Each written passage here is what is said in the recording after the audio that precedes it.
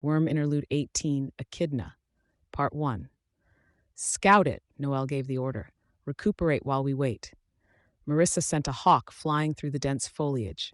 Noel could feel that dull thrum of adrenaline, feel as though time had slowed down, her perceptions and reaction times cranked up to the maximum as she assessed every skeleton and bog zombie between her team and the hawk's ultimate destination, a clearing with a withered crone standing idle in the center.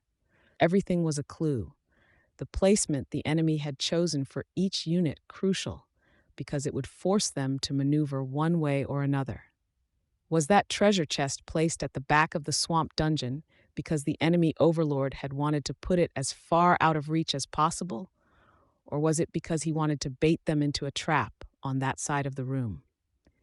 It would be impossible to guess from that one clue alone, but the position of the monsters, lighter on that end of the room. Stay to the right, she ordered. There were reports of assent from the others, like being aware one was dreaming without actually disturbing the dream. It was a rare thing to be in the zone and to be aware she was in the zone. She knew she was right. Cody, go ranged. Cody's highwayman sheathed his rapier and drew twin pistols from his belt. Luke, wind magic, wind spirits. Dimple Cheeks doesn't usually use casters as an overlord, but he'll stick to old habits. He'll have teleportation. Mars, circle around, poke at her from range. Go. They charged into the clearing. The hag, Dimple Cheeks, summoned two uber demons as they breached the threshold, then teleported to the far end of the room. Luke's shaman was already setting down wind spirits who were spewing forth miniature tornadoes, casting out gusts of wind that would accelerate his team and slow down or push their enemies. Enemy team just turned around, Jess reported. They're backtracking for the portal. They're going to invade en masse. Fuck, Noelle said. Her mind was racing, covering a dozen factors at once, positioning her challenger to best benefit her allies in the fight, avoiding the hag's spells, calculating the damage her team was doing, keeping track of her items and those of her team. How many rooms? They were one room past portal. They'll be entering around now. 10 seconds at best. We can't kill her before they show. Want me to send troops? Jess asked. No, fortify your dungeon. If they take us out, you hold them off. You know my boss monster isn't that strong. They're only 3 rooms from fighting it. Hold them off, Noelle said. Sure enough, the enemy appeared at the entryway of the boss room. Her team was hurt from the fight with the hag, and the enemy team hadn't ventured far enough in to burn all of their resources. Dying was inevitable. That didn't mean that their efforts were futile. She had to slow them down. She challenged the enemy's chronomancer to a one-on-one duel, consequently shrugged off the vast majority of the damage the remainder of the enemy inflicted, and charged to close the distance to strike the mage down in 3 blows. She challenged the hag the second her target was down, landed 2 good hits, dropping their target to 1/3 of her total health. Then Cody fell, with Luke falling shortly after. Noelle managed to use her own body to absorb the worst of the enemy attacks, while Marissa kited across the area's perimeter, maintaining a consistent distance as she fired arrows at them. Caught between the approaching enemy and a cloud of poison fog the hag had cast, Mars chose to rush through the latter. Her health dropped to 0, and she collapsed. Fuck, fuck, fuck, fuck, Cody was shouting. He kicked something. It was as though Cody's tantrum were happening in a very distant place. Noelle's focus was entirely on slowing the enemy down. She challenged the enemy's barbarian because he did the lowest damage, and everyone she didn't challenge would do less damage to her. She took a swig of the potion she still had in her inventory from the start of the game. It wouldn't restore even 5% of her health, but there was a dim possibility that it would force the enemy to land just one more attack. Take a half second, or invest a few magic points into an ability to catch her. Magic points they couldn't use to take Jess on. The 3 remaining enemy heroes bum-rushed her, cutting off her fighting retreat and forcing her into one location. The hag landed a toxin bomb on her, and her health disappeared in an instant. The screen turned to shades of crimson and black, and a timer appeared in the dead center. 45 seconds to respawn. The enemy players were surrounded in flares of light. Level ups. It would make up for the expense of passing through the portal. It had been a good maneuver, perfectly timed so they could disengage from Jess's own forces and backtrack through her dungeon. Fuck, Cody shouted. Cody would take 30 seconds to respawn, 30 to 45 seconds before they spawned at the checkpoint. No, the enemy's bandit was backtracking through the dungeon, hacking away at the checkpoint flag, now 20 to 35 seconds before they spawned at the dungeon entrance. She watched the clock count down, bought new items, continued to watch the clock. Cody respawned. Go, she shouted. Luke appeared soon after. So did the enemy chronomancer in Jess's checkpoint room. The enemy was on the second to last room, dispatching goblin grenadiers and goblin gunners, fighting their way past the trenches Jess had laid down. They defeated the last of the monsters. The blood gate was satisfied and opened, giving them free rein to fight Jess's end boss, an ogre king. The boss Dimplecheeks had put in the checkpoint room halfway through his dungeon was just as tough and more dangerous. Mars and Noelle respawned, and they charged through the dungeon. Jess had half her health remaining. The hag had 1/3, but there were 4 enemies in Jess's boss room, and Cody hadn't even reached the hag. By the time Cody and Luke were in the hag's room, it was 30-25 in the enemy's favor. The Ogre King was tough, but slow, easy to hit. The enemy delivered damage steadily, while Luke and Cody were forced to adapt as the more fragile hag teleported to inconvenient spots, costing them precious seconds each time. Noelle and Mars joined the fray. When the fighting stopped and the screen went dark, Noelle wasn't entirely sure if they'd won or lost. Letters in gold script flashed across the screen. Victory. The others were out of their chairs, cheering. She joined them. They hugged. She turned, saw Kraus perched on the desk in the center of the room beside Chris and Oliver. He was smiling. Noelle hugged him, and for once she was able to forget all her doubts and insecurities, all her issues, the way even physical contact would leave her with a pit in her stomach. She hugged him tight, and it was good. It felt right. We're going to nationals, Cody whooped. That was you, Kraus whispered to her. You made the difference. You won. Worm Interlude 18, Echidna, Part 2. Her breath was too hot as it passed through her lips. The exertion, this body mass, it made her feel feverish, worse than feverish. She felt like she had when she'd been camping as a child, standing too close to the fire, seeing how long she could endure it. Only it was all over, inside her, a prickling, almost unbearable heat. I know why you showed me that, she thought. She looked at Trickster. He adjusted his hat, swapped Sundancer with one of the flying capes. The sun fizzled out as she landed, one threat out of commission. Ballistic and the other cape he'd arrived with were down as well. She tried to read Trickster's body language, back straight, walking with confidence.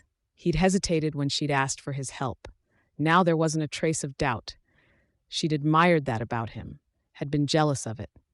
The confidence, the sense of pride, but the memory that had flashed across her consciousness, almost more vivid than reality, the emotions very real as she recalled them. It hadn't served the intended purpose. You can't convince me that way, she thought. This victory and that one don't even compare. There wasn't a reply, of course. Bitch! Run! Regent hollered. Go to Tattletale. Only his head, shoulders, and one arm were free of Noelle's grip. She tugged and pulled him in faster. He put his free arm inside her flesh, found something more or less solid, and managed to push back enough to avoid having his head pulled in. Trickster and Noelle wheeled around. Bitch, the girl with the dogs, was the last undersider here. Trickster couldn't find an angle to swap the girl with anyone else. The boy in the armor would be too large, and Trickster's field of vision didn't allow for him to get his eyes on her and someone more appropriate. Noelle tagged several of the bodies in her internal stomachs, felt flesh constrict tight against them, felt the pre-prepared nuggets of flesh in her gullet forming into close replicas in an instant. Timing was crucial. If she spat them out too soon, they'd be malformed, missing limbs or features. Too late, and there was extra material. She retched, sending them flying in the direction of the girl with the dogs, bodies for Trickster to use. But the boy with the armor was already moving. He slammed one hand into the ground, and a cloud of debris and dust masked him in bitch. She couldn't wholly control the vomit, lost one of the powered ones. Not one of the undersiders, she was relieved to note. It had been the big one who'd been with the Tinker. He'd called himself Uber. She didn't try to reclaim him. He was more or less useless. The loss still pained her. Better to have him than one of the unpowered ones. Her vomit caught Genesis, who was presently a charging bull with a jellyfish-like tentacles trailing behind her. The vomit blinded Genesis, and Noelle struck her hard enough to kill. The body collapsed and started disintegrating. "Hey," Regent said, "monster girl." Noelle snarled as she glanced down at the boy who was stuck inside one of her legs. Only his face was left to be consumed. Her voice was hoarse with emotion as she asked, "What? When you make my clone, do you think you could give him a goatee?" Noelle didn't dignify the question with a response. She flexed and drew Regent completely within her body. She'd hurt him later. For now, she needed him to help her escape so she could hunt down his friends. She ran. The simple act of moving flooded her body with endorphins and adrenaline. It felt good, made her feel strong. That was another avenue of attack, as her body tried to work its manipulations on her mind. The hunger, the heightened emotions, rewarding her with pleasant memories and good feelings when she operated in sync with it. It was a matter of weeks, days, or hours before she lost enough ground that she was the one trying to manipulate her body into doing what she wanted, with it calling all the shots. If the process continued, she would eventually be subsumed entirely, unable to do anything but observe, and maybe not even that. The pavement had been cracked like a sheet of glass, and the footing was unsteady, but the mass of her body was crushing fragments underfoot, and she had 4 good legs, with 5 more for further support. Falling wasn't a concern. Noelle passed through the cloud of dust that the one in armor had sent flying into the air. She saw the armored tinker punching the ground once more, leap to clear the ground that suddenly plunged into a pit in front of her. She picked out a selection from those within her, and with her rightmost head, sent a stream of bodies at him. He punched the ground with his other hand, and pavement tilted upward in a makeshift barrier, blocking the worst of the stream and flying bodies. The ones who did land in his vicinity were on him in moments. One was the little space warper, another was a copy of the fire-breathing acrobat with the rich smell, and 3 were copies of the unpowered people she'd absorbed. They mobbed the armored tinker. She hadn't included the undersiders in that stream. Until they were more fully absorbed, there was a good chance that she'd spit them out if she tried to copy them. Using any one person too frequently carried the same risks, and she suspected that it would be more difficult now that she was so full. The girl in silver armor with white flowing clothes was dashing toward her from the other side, not any slower for the shattered ground underfoot. Noelle picked out unpowered individuals she could afford to lose, closed her muscles tight around them, and spat out the partially formed nuggets, along with a mess of the internal fluids. The girl ducked low, landing on a fragment of road, using her forward momentum to skid toward Noelle as though she were snowboarding. There was an explosion of debris as she kicked off the ground, and the girl soared toward Noelle, twisting in the air to land a kick with that same foot. It felt like getting hit by a cannon. Noelle's stride broke, and she had to plant one foot to the side to keep from falling over. She'd lost ground, and Bitch was swiftly increasing the distance between them. Noelle hesitated, then decided to let the girl go for the time being. Better to defend herself, establish a better position. While stationary, she could spit up an undersider, swallow them back up again. She'd read up on them, had talked to Trickster about them. She had a good sense of what they were capable of. But which one? She had 3. Regent might work against this girl in white, but his influence would be too minor in the big picture. His smell was weakest of the 3. Not that it was really a smell, but she was peculiarly aware of the people with powers, active or otherwise. Each had a texture and a tone and a flavor, something she felt like she could come to understand. She might have said it was taste, might have compared it to when she'd tried wine that one time and tried to see what the wine aficionados looked for when they sampled a vintage. Except the word smell worked better because smell and taste were really very similar, and smell worked over distances. There was a difference in Skitter, Gruz, and Eidolon's smells, along with a handful of the other visiting capes. a smell that set them apart from the other parahumans in the same way that the other parahumans were set apart from the people who could have powers but didn't. An intensity. She wished she'd spent more time researching the powers she hadn't been able to bring herself to, had wanted only to distract herself from the thoughts of what was happening to her. Which one to use? Skitter was more dangerous in a general sense, but she wouldn't stop the girl in white now. That left Gru. She didn't spit, but simply contracted and let the body spill forth. Sure enough, the real Gru tumbled out, prostrate, unable to move. A tongue snaked out of her center mouth and caught him before he could try to escape. She'd swallowed him by the time her Gru was on its feet. Noel only had a glimpse of her Gru's real form before he started cloaking himself in darkness. He was muscular, broad-shouldered, his long hair slicked to his head by the fluids of the vomit. Angry red ulcers studded his dark skin at set intervals. He cast a glance over his shoulder at her as the darkness crept up over his shoulders and the back of his head. His eyes were black from corner to corner, his teeth too large, misshapen much like his fingernails were, tangled together to the point that he couldn't open his mouth. It forced him into a perpetual grimace with his teeth bared. He turned his back to her as the darkness covered his face, squared his shoulders. The body language was clear. He was protecting her. He's one of the useful ones, then. Her copies of the little space warper had been like that, naturally inclined toward teamwork, disciplined. The other three were more likely to run off. They were still useful, but they did things in their own way. Spheres of darkness appeared in her Gru's hands.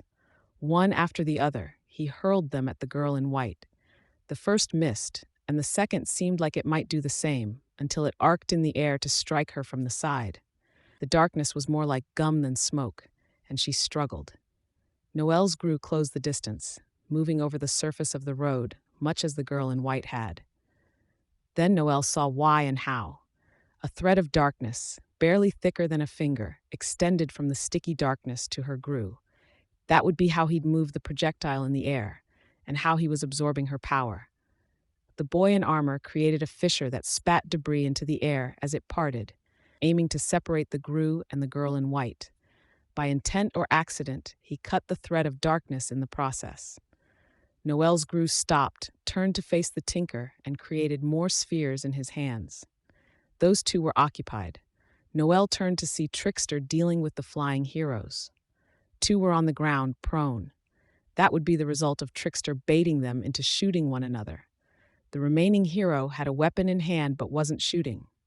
Eidolon was there too. His smell was interesting. Complicated, but somehow off. If he was using any particular method of attack on Trickster, then Noel couldn't see it. Trickster disappeared from the skirmish with the flying heroes, putting one of her creations in his place. She sniffed him out. He was in the midst of the one batch of bodies that had piled up against the Tinker's makeshift wall. They were turning on him, grabbing for his arms and legs. He teleported to keep them from getting any serious leverage, but the escape was slow. "Leave him," she ordered, and her voice came out with surprising volume. They didn't listen. They struck him, gripped his costume, and dragged him to the ground. Trickster shouted in alarm as he was submerged in the mass of clones. Noel advanced on her creations in as threatening a manner as she could, the ground shaking with her advance. They noticed and backed away. Trickster, for his part, didn't even flinch as she closed the distance between the two of them, stepping within a few feet of him. It would be all too easy to just snap her tongue at him, catch him, swallow him. She held off. Instead, she faced Eidolon and the other flying cape. Trickster adjusted his hat and did the same, the two of them against the world. Worm Interlude 18, Echidna, Part 3. "It's not you, it's me," she said.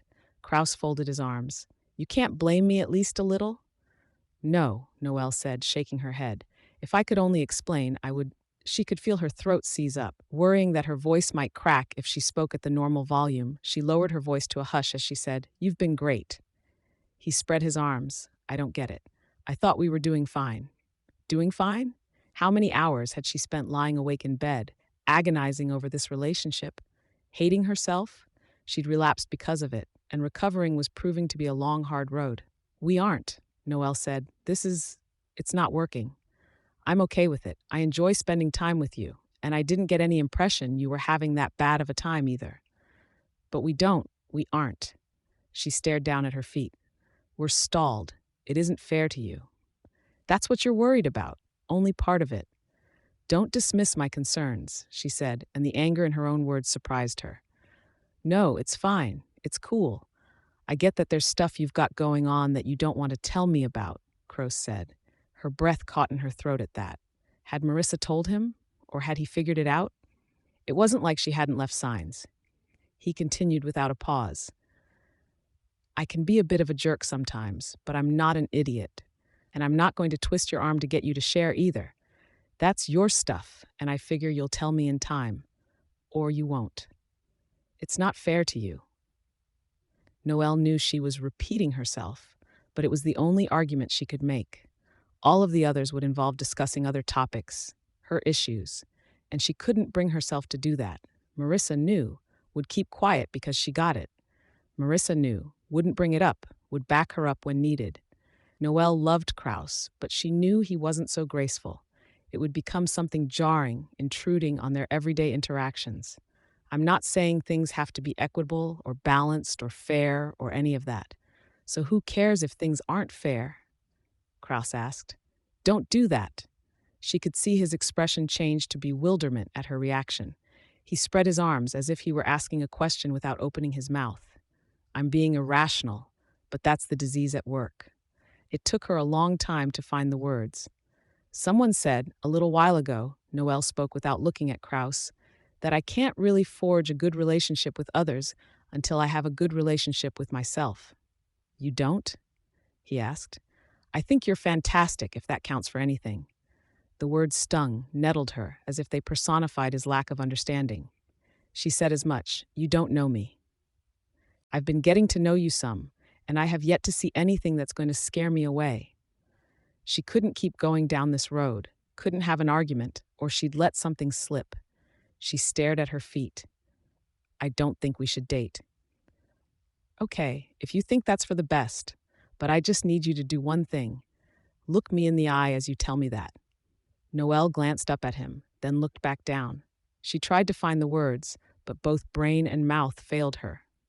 Because, he went on, I think you've seemed happier than I've ever seen you since we started going out. Marissa said so, too. It's a bad time for me, she thought, as if voicing the words in her head would let her utter them out loud. The wrong moment. Any earlier or later in my recovery, he continued. If you really feel like us dating is making things worse in the long run, then I'm perfectly okay with breaking it off. I can leave the club if that makes things easier on your end. It was your thing before it was mine, and you've got enough on your plate with being team captain. I don't want you to leave the club, she said, meaning it. Okay, he said. He paused very deliberately. She didn't take the invitation to speak. He sighed. Listen, I get the feeling today is a bad day. Don't know why it is, but it is. And that happens. Fine. But I'm not willing to end this if it's because the stars aligned wrong. So I'm asking you to tell me that you're worse off because we're together. Not asking for an explanation, just can't do this. Can't break it off. Not when he's being this good about it. Not when it's making the both of us this miserable. Never mind, she said, abrupt. I'll find another way. Never mind?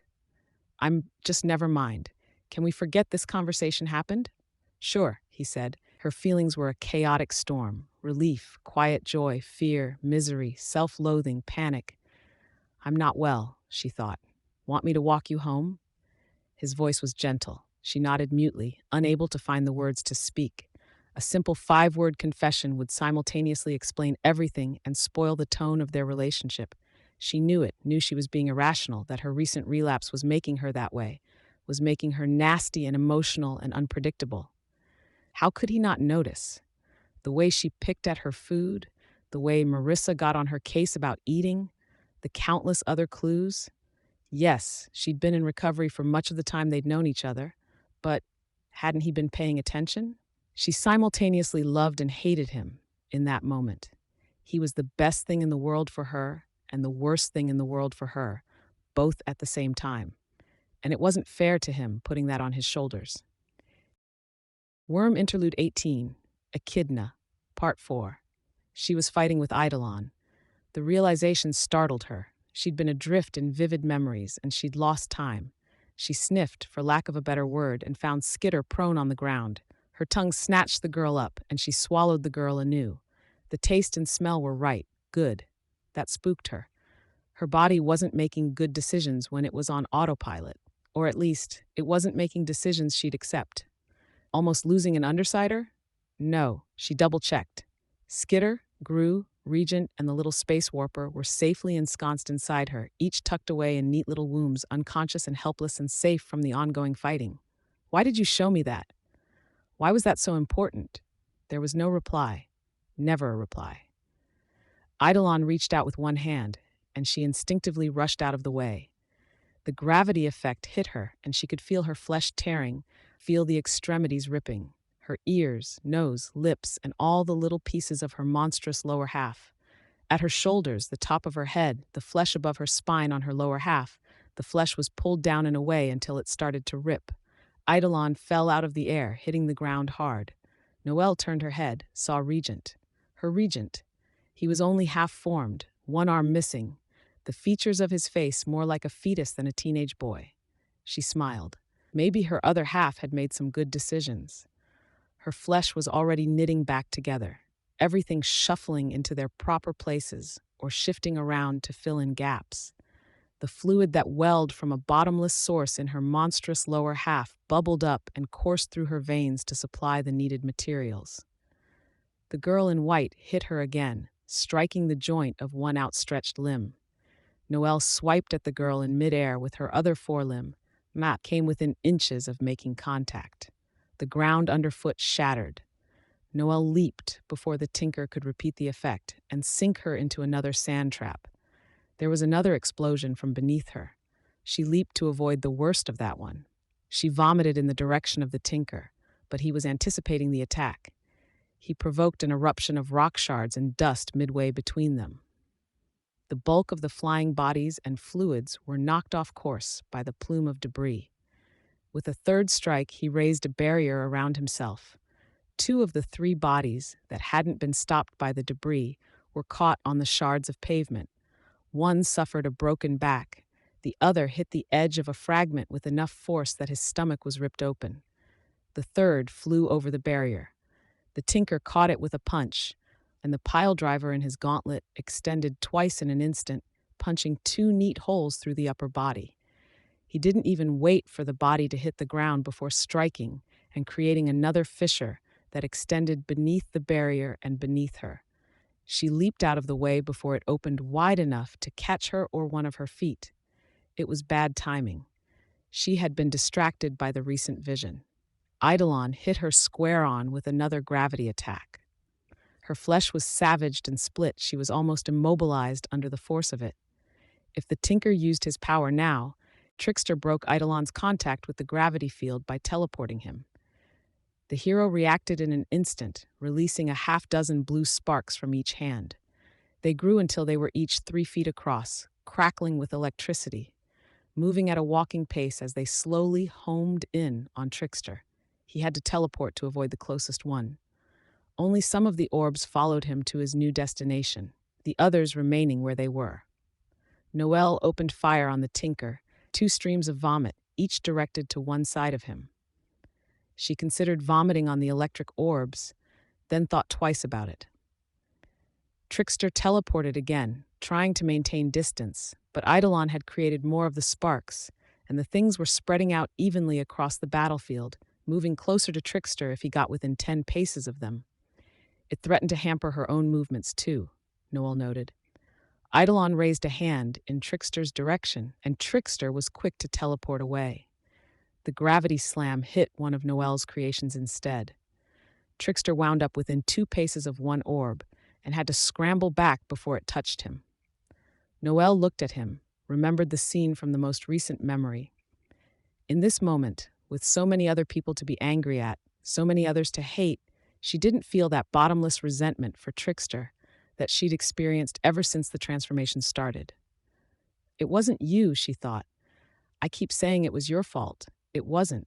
She was already moving towards him as the thought came to her. I blamed you for giving me the elixir, the potion, whatever you call it. But it was me. I heard you guys talking about how the people who drank the stuff were supposed to get tested for psychiatric issues. I didn't tell you the Simurg showed me visions of my worst days, of my relapses, my lowest points, that she drove me into a state where I was reluctant to take the full dose, eager for a compromise. She started running. I knew all this, and if I'd only had the courage to say it, maybe this all would have gone a different way. Oh, the irony that this was what she'd become. She crashed into the first of the lightning orbs. She felt the current surge inside her, settle in her bones, latent. A heartbeat later, every single orb that Eidolon had cast out flashed with visible arcs of electricity, striking her. The energy ripped through her, stripping flesh from around the bone of her arm, her ribs, her spine, and the larger bones of her lower body.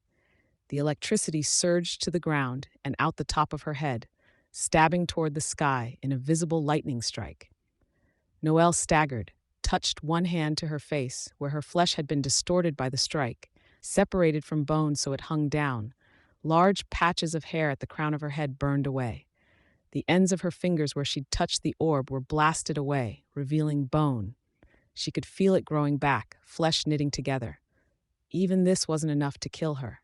She touched another, and it was worse, drawing on the residual energy from the first contact.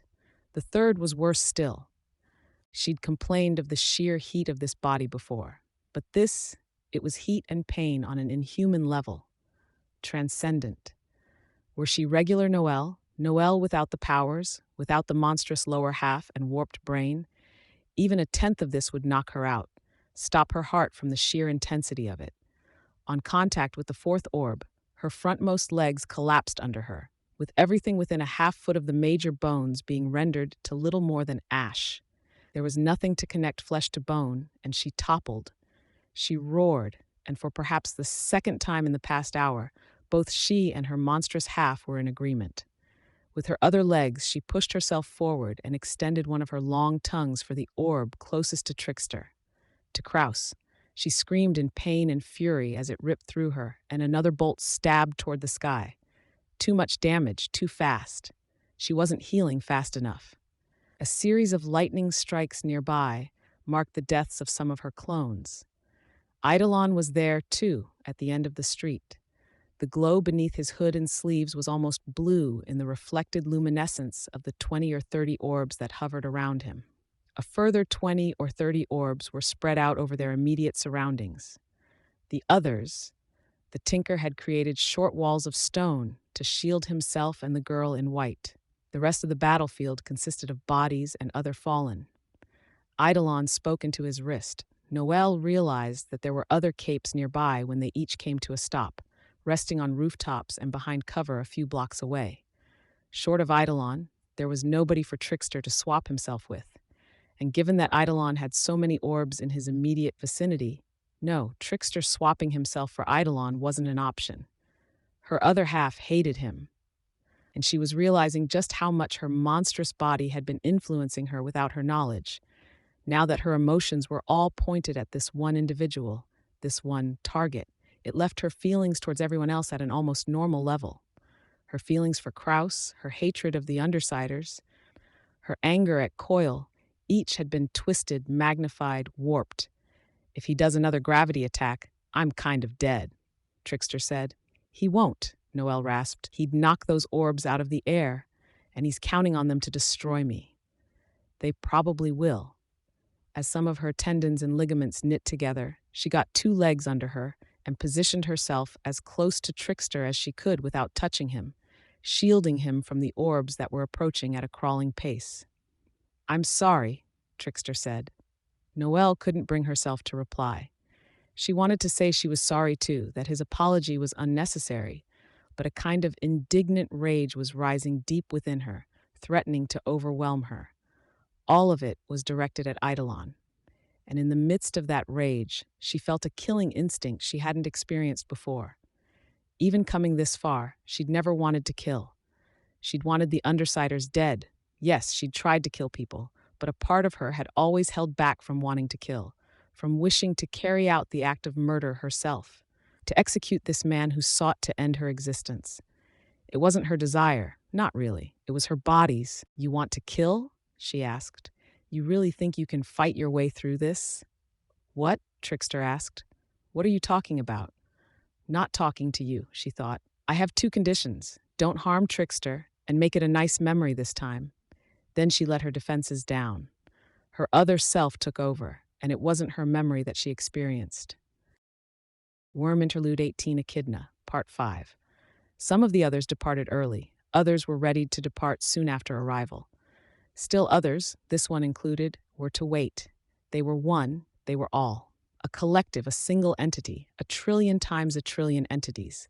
Each with a function in the whole, each with a role in the cycles, each with an individual identity. As one, they traveled. The distance was immeasurable, the passage of time impossible to convey. There was no standard, for there were realms they had traveled where time and space operated on different levels.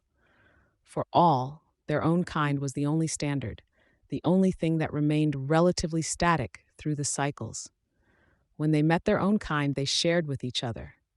When a new cycle was carried out, everything of the parent was born by their spawn, and the collective moved toward their destination. They operated as a whole to decipher it, to pick apart the permutations, see the futures and the possibilities. But for this one entity, which existed as part of the whole, there was a target within that destination. When it came time for this one to depart, it would seek out a particular individual, and it would bond with that individual. This one would fragment itself if others met the criteria. If there was time and opportunity enough, then it would move to better candidates, younger or more able ones with a greater ability to affect the cycle. This one would wait until the time was right, and then it would activate, come into the identity and role that had been ingrained into its being, all to serve this cycle. With the help of the collective, this one could see its objective, a single living being. This one encoded that being, the time and place in its very makeup. It would be ready. Worm Interlude 18, Echidna, Part 6. Noelle's eyes went wide. It wasn't me. Whatever her body was, the intelligence and purpose that lurked inside her other half, whatever these powers were, it had all gone to the wrong person, askew from the beginning, then twisted further by her own psychological issues, messed up by the fact that she'd only taken half a dose. The realization and the confusion that came with the vision were compounded as she stared at her surroundings. Her minions surrounded her, two copies of Trickster, a skinny girl with long dark hair, covering herself with her arms, and a carpeting of rodents. Skitter, a Gru, a regent, two blondes who would be copies of the girl in white, four of the civilians, and one she didn't recognize as any of the civilians she'd absorbed. The Tinker, 8 of them in all. Her flesh was knitting together, wounds as bad as the ones before, and worse ones. Eidolon had apparently wanted to spare her captives because the electricity had only affected her flesh as it surrounded her bones. He had selected that power with their safety in mind, and there he was, in front of her. Eidolon, on his knees, covered in bile and blood. "Why?" he asked, in an eerie, distorted voice. "You want to know why I did this? Where would I start? Why would I even tell you when you tried to kill me, kill Trickster?" She was breathing too hard to respond, even with her nearly bottomless stamina. "Why isn't it working?" he asked. She had to stop for breath. "Whatever it is. I was supposed to get stronger, and there's nothing at all to reach for." She turned, saw Trickster on his hands and knees, covered in the fluids of her vomit. "You weren't supposed to hurt him. You were supposed to give me a nice vision, for that matter." "Why?" Eidolon asked. "I don't care," she said again. She took a deep breath before speaking again, though there was little point when it was this entire body that was so drained.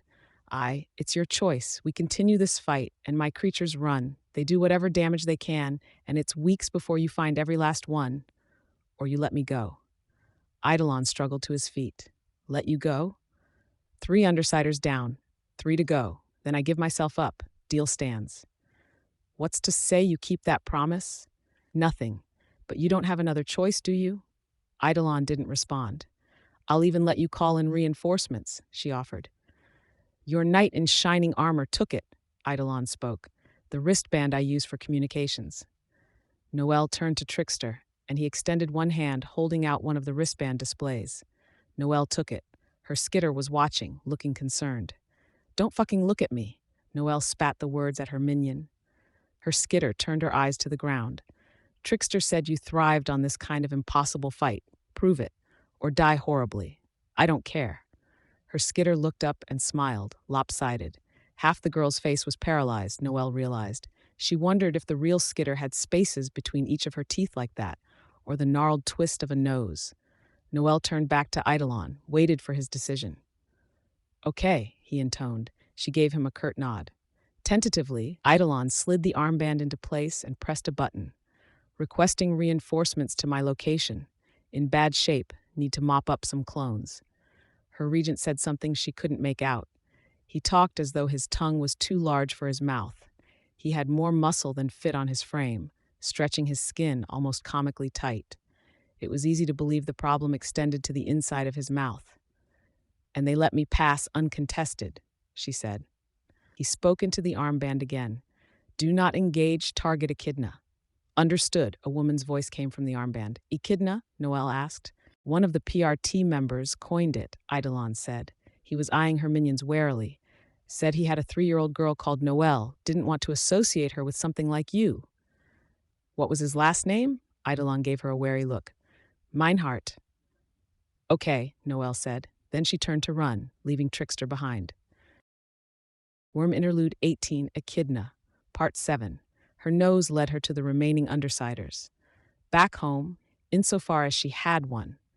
The same place where she'd been kept contained for weeks, Coil's headquarters. Surfacing from her dream, she'd temporarily supplanted the killer instinct that was demanding Eidolon's head. Now that she was closer, her thoughts were afire with thoughts of revenge, and that killer instinct was welling up again. The idea that she'd maybe had the chance to get back to normal, that her friends had maybe been close to going home, and the Undersiders had taken all that away, it made her want to scream, to inflict punishments worse than death on them.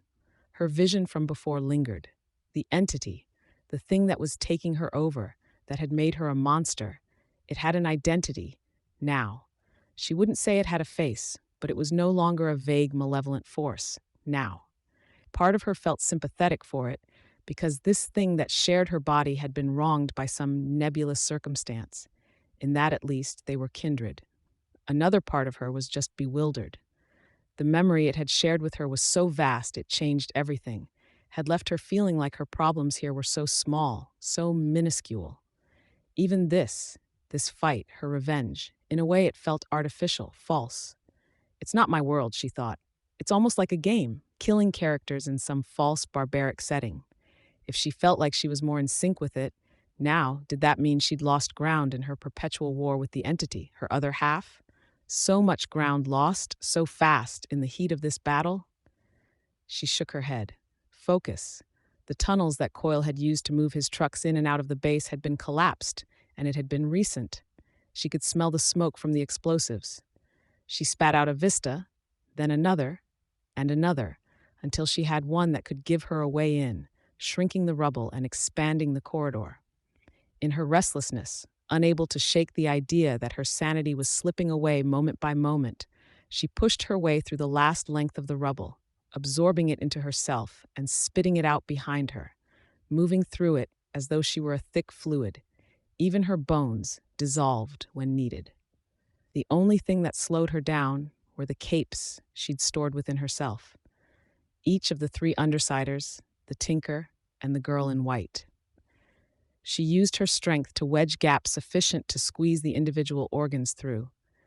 She brute forced her way through the last few feet of the barrier and paced her way into the interior, the ground shaking with her footfalls. The vault door was still open, crumpled, and the entire interior was lit only by red emergency lights. Tattletale was on the metal walkway, hands gripping the railing. Bitch was on the ground, with no less than 7 dogs around her, each of varying size. Noelle could smell the Protectorate and Wards members moving towards her location. She was put in mind of the memory her entity had granted her only a little while ago, of the night her team had passed the qualifiers for nationals. She'd passed the point of no return, and now the enemy forces were collapsing in on her. She smiled a little. She would almost thank Tattletale for this, if she wasn't so eager to rend the girl limb from limb, to wipe the smile from her face and hear her screams. All that aside, Noelle hadn't felt more like herself in a long time, and she had these circumstances to thank. The difference between this scenario and that one, really, was that the reinforcements were minutes away. This fight wouldn't last that long. Well then, Tattletale grinned. Her tightening grip on the railing betrayed the emotion she was trying to hide. Come on, do your worst.